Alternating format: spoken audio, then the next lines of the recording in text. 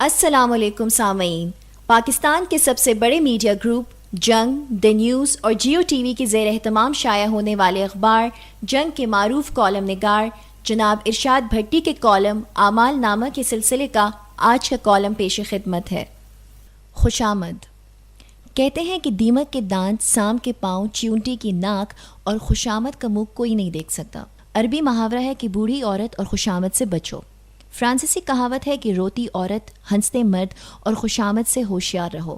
جاپانیوں کا خیال ہے کہ آگ سے جلے اور سام سے ڈسے کا علاج ممکن ہے، مگر خوش آمد پسند مریض کا کوئی علاج نہیں. چینیوں کا کہنا ہے کہ خوش آمد بیوقوف کا خزانہ ہے، جبکہ شیخو کہتا ہے کہ خوش آمد روٹی کی طرح ہوتی ہے، مطلب روز ہو اور تازہ ہو. پاکستانی زندگی سے خوش آمد نکال دیں تو یہ دنیا پیتل دی لگنے لگتی ہے. یہاں چٹیاں کلائیاں کی اتنی مانگ نہیں کہ جتنی خوش آمد کی ڈیمانڈ ہے. یہاں تو ان کی خوش آمد بھی ہو رہی ہوتی ہے کہ جنہیں غور سے دیکھیں تو بندے کا حادثہ نکل جائے. اپنے پاس تو ایسے خوش آمدی پائے جاتے ہیں کہ جن پر خود خوش آمد نازاں ہے. یہ خاموش بھی ہوں تو لگتا ہے کہ خوش آمد ہی کر رہے ہیں. میں خوش آمد کر دی آپ خوش آمد ہوئی. ہمارے ہاں تو اتنی محنت سے خوش آمد کی جاتی ہے کہ اس سے آدھی محنت سے باعزت زندگی گزاری جا سکتی ہے. خیبر پختونخوا کے ایک ممبر قومی اسمبلی کو جب پتہ چلتا کہ فلاں جگہ وزیر اعظم نواز شریف آ رہے ہیں تو یہ وہاں پہنچ جاتے.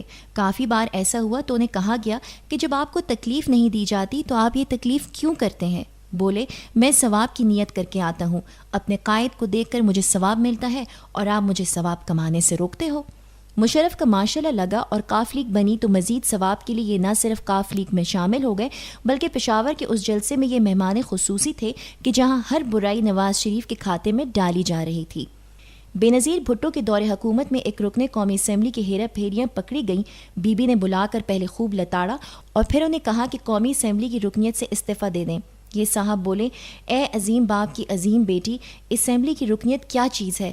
آپ کے لیے تو دنیا بھی چھوڑ سکتا ہوں، بس میری آخری خواہش پوری کر دیں. بی بی نے پوچھا کیا؟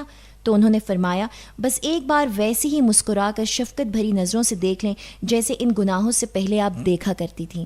محترمہ بے اختیار ہنس پڑیں اور یہ صاحب بچ گئے. پنجاب کے ایک بڑے گھرانے کے چشم و چراغ اور ممبر قومی اسمبلی کی عادت تھی کہ جب بھی پارٹی میٹنگ ہوتی یہ ایک نمایاں جگہ پر بیٹھ کر چپ چاپ اپنے پارٹی قائد کو گھورتے رہتے.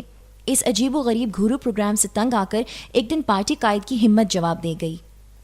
انہوں نے اسے بلا کر کہا کہ آئندہ یہ بد تہذیبی کی تو میٹنگ کیا پارٹی سے نکال دوں گا. اتنا کہنا تھا کہ یہ موٹے موٹے آنسو بہا کر بولا قائد محترم یہ تو میری عبادت ہے، خدا کے لیے مجھے عبادت کرنے دیں. قائد نے بے اختیار انہیں اپنے بازوؤں میں لے کر نہ صرف عبادت کی اجازت دے دی بلکہ چند ماہ بعد اس عبادت کو شرف قبولیت بخش کر انہیں وزیر مملکت بنا دیا. پارٹی میٹنگ میں ایک رہنما نے جوشی خطابت میں جب اپنے پارٹی سربراہ کو ہٹلر اور چرچل کہہ دیا تو بعد میں توجہ دلائی گئی کہ حضور ایک تو ہٹلر اور چرچل کی شخصیات میں زمین و آسمان کا فرق تھا اور دوسرا وہ ایک دوسرے کے دشمن تھے. آپ نے یہ کیا جھک مار دی؟ تو موصوف بولے میرا لیڈر اپنوں کے لیے چرچل اور مخالفین کے لیے ہٹلر ہے. کاف لیگ کی حکومت میں ایک رہنما اسٹیج پر بیٹھے اپنے قائد کی طرف دیکھتے ہوئے رکوع کی حالت میں جا کر بولے میرے قائد کی حکومت میں وہ وقت بھی آئے گا کہ جب ہوائی جہاز سوزوکی کار کی قیمت میں ملا کرے گا. بعد میں کسی نے کہا قبلہ یہ کیا کہہ دیا؟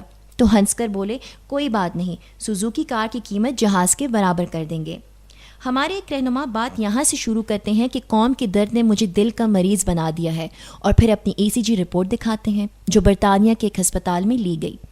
انہی کا کہنا ہے کہ جمہوریت کے لیے جیل جانے کو بھی تیار ہوں مگر بقول شیخو ان کی یہ خواہش بھی ہے کہ انہیں وہاں سے گرفتار کیا جائے جہاں وہ موجود نہ ہو.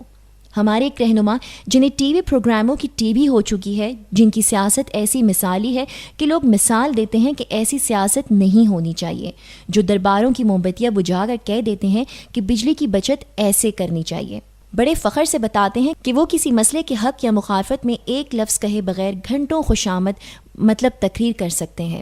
شیخو کہتا ہے کہ پاکستان غالباً دنیا کا وہ واحد ملک ہے کہ جہاں لوگ اس عمر میں میری جان کو خطرہ ہے کا کہہ کر سیکیورٹی اور پروٹوکول کے مزے لے رہے ہوتے ہیں کہ جس عمر میں صرف اسرائیل والا خطرہ ہی باقی رہ جاتا ہے. میرے ایک غیر سیاسی دوست کو تو خادم اعلیٰ کی سیاست پسند ہے، جبکہ مجھے شہباز شریف کا سرکار چلانا اور سرکاری لوگوں کو سمجھانے کا انداز اچھا لگتا ہے. انہیں دیکھ کر مجھے اکثر فیکٹری کا وہ مالک یاد آ جاتا ہے کہ جس کا ملازم انشورنس پالیسی پر دستخط نہیں کر رہا تھا، جب سب لوگ سب جتن کر چکے تو فیکٹری مالک اپنے ملازم کو ایک طرف لے جا کر بولا، دستخط کرو ورنہ ابھی کان سے پکڑ کر فیکٹری سے نکال دوں گا۔ ملازم نے فوراً دستخط کر دیے۔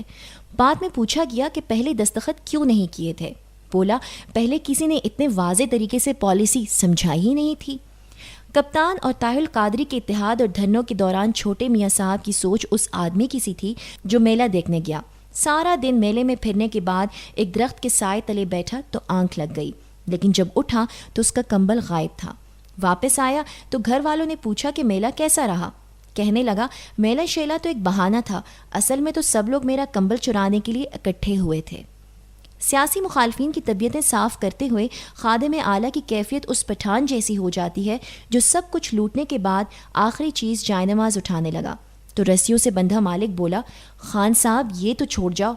خان بولا، اے ظالم، تم ہم کو کافر سمجھتا ہے کیا؟ خادم اعلیٰ گا بھی لیتے ہیں، گلوکاری میں ان کا وہی مقام ہے جو سیاست میں ابرار الحق کا ہے۔ انہوں نے حبیب جالب کی میں نہیں مانتا میں نہیں جانتا کو جہاں جہاں اور جس جس طرح گایا ہے، سنا ہے کہ اوپر حبیب جالب بھی اب مان نہیں رہے، بس انتظار میں بیٹھے ہیں۔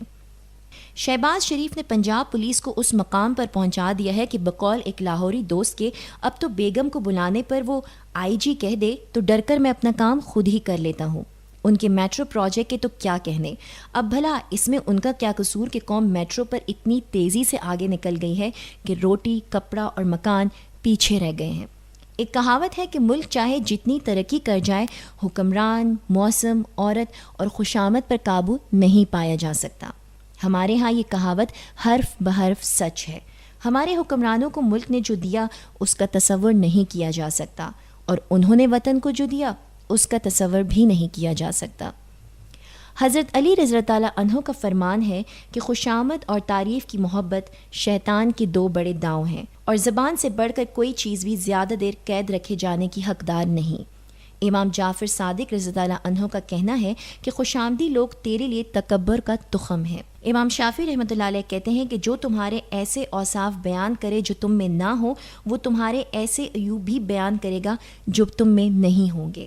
امام احمد بن حنبل رحمۃ اللہ علیہ فرماتے ہیں کہ دشمن سے ہمیشہ بچو، لیکن دوست سے اس وقت بچو جب وہ تمہاری تعریف کرے۔ حضرت معروف کرخی رحمۃ اللہ علیہ نصیحت کرتے ہیں کہ جس طرح تم اپنی برائی سننا ناپسند کرتے ہو، اسی طرح خود کو مدثرائی سے بھی بچا۔ شیخ سعدی رحمۃ اللہ علیہ کے مطابق خوشامد پسند پرلے درجے کا بے وقوف ہوتا ہے۔ کالٹن نے کہا کہ جسے خوشامد اور قرض کی ضرورت محسوس نہ ہو وہ دنیا کا امیر ترین انسان ہے۔ سر فرانسس نے خوشامد کو میٹھا زہر کہا۔ واصف علی واصف کا تجربہ ہے کہ خوشامد وہ بیان ہے کہ جس کے دینے والا جانتا ہے کہ یہ جھوٹ ہے اور سننے والا سمجھتا ہے کہ یہ سچ ہے۔ انہی کا کہنا ہے کہ خوشامدی لوگ کبھی سچا لیڈر نہیں چن سکتے، اور روسی کہاوت ہے کہ چیتا، باز، کمان اور خوشامد یہ سب جھک کر وار کرتے ہیں۔ جیسے غلاموں کے ملک میں غلام ہی حکومت کرتے ہیں، ایسے خوشامد پسندوں کے وطن میں ہمیشہ خوشامد کا ہی راج ہوتا ہے، اور اپنی 67 سالہ تاریخ اس کی منہ بولتی تصویر ہے۔ قائد اعظم اور دوچار کو چھوڑ کر ہر کسی نے یہاں خوشامد کی نقب لگا کر اقتدار کے مزے لوٹے۔ 2 روز پہلے ٹی وی پروگرام میں ایک بہت بڑے رہنما نے جو اپنے سینے پر ہاتھ رکھ کر یہ کہا کہ عوامی خدمت ہی ان کا اوڑھنا بچھونا ہے، تو مجھے بے اختیار ان کے وہ لاکھوں ووٹرز یاد آ گئے جو آج بھی سردیوں میں زمین بچھا کر اور گرمیوں میں مچھر اوڑھ کر سوتے ہیں۔